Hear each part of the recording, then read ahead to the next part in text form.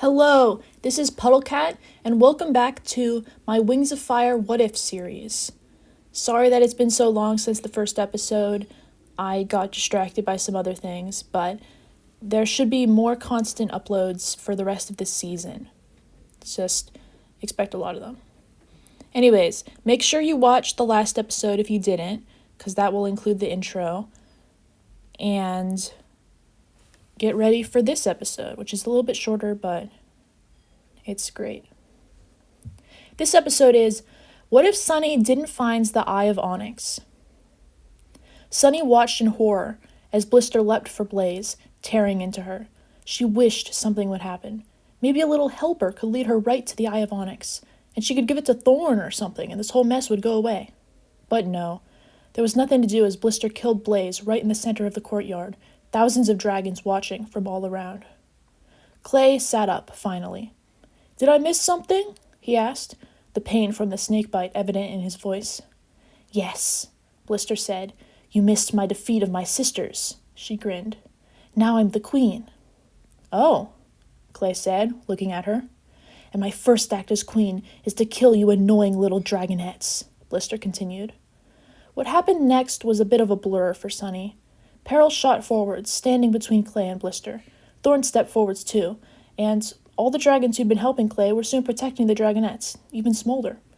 "Traitors!" Blister hissed, but she didn't attack. She knew she would lose. The relief in the air was palpable. The war was over. Dragons all around were whispering to each other, smiling and laughing. Later, when the queens were all sent messages about the upcoming Jade Mountain Academy, Queen Blister rejected the idea and refused to send any students. Thankfully, Scorn of the Scorpion Den sent students instead, picking and choosing from the dragonettes of the Scorpion Den. Thorn was leading a rebellion. Her outclaws grew as she accepted all the Sandwings who didn't support Blister. When Onyx appeared, revealing herself as a candidate for the throne, Thorn didn't hesitate to recruit her, throwing her support behind the new challenger. "I challenge you for the throne of the Sandwings," Onyx called out from across the pavilion. Blister looked up, surprised. "And who are you?" she hissed. "I am Onyx, daughter of Prince Smolder," Onyx replied.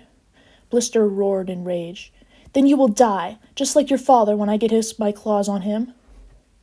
Blister threw herself towards Onyx, pinning her to the ground. But with the help of some training she'd gotten from the outclaws, Onyx easily outmaneuvered her.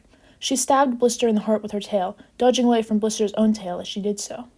Blister shook angrily, but soon she fell limp.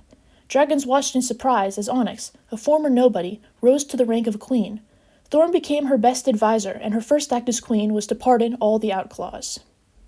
With no plot to kidnap Ostrich, Kibble stayed in Jade Mountain Academy as Darkstalker took over the Nightwing tribe.